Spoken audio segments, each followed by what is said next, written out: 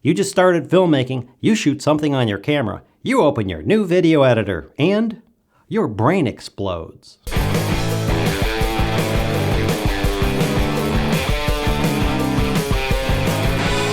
had a few requests from people new to editing to cover what a timeline is.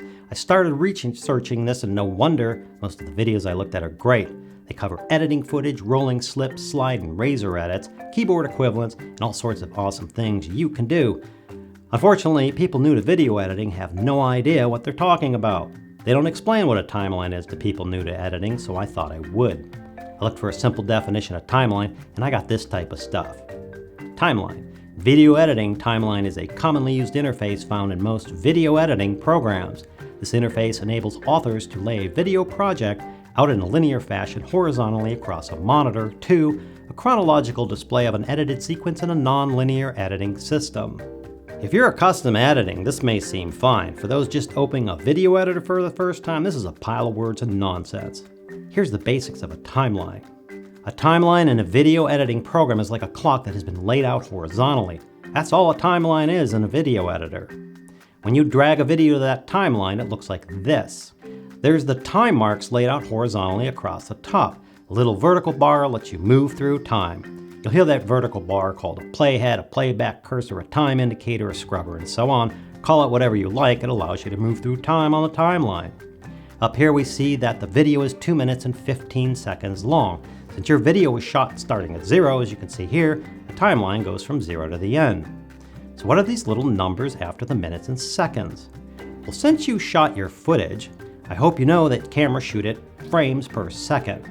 As you can see, this footage is 30 frames per second. That last number is frames. If I place the playhead at the timeline at 21 seconds and move frame by frame, watch what happens. Frame 1, 2, 3, 4, 5, 6, 7, 8, 9, 10, 11, 12, 13, 14, 15, 16, 17, 18, 19, 20, 21, 22, 23, 24, 25, 26, 27, 28, 29. Now watch what happens. We're going to move to the next frame, 30.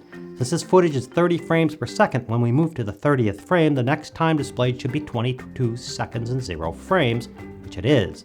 Let's move down the timeline to 59 seconds and 29 frames. If we go to the next frame, it should be 59 seconds and 30 frames, which means the display should show 1 minute exactly, which it does. The next number to the left is hours.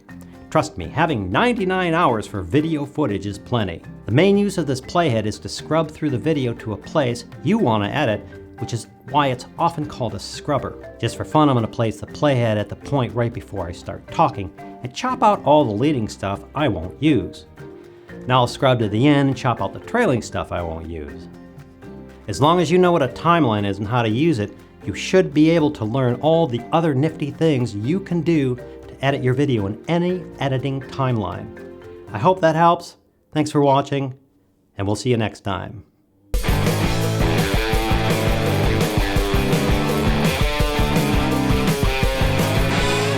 If I place the playhead at the timeline at 21 seconds and move frame by frame, watch what happens.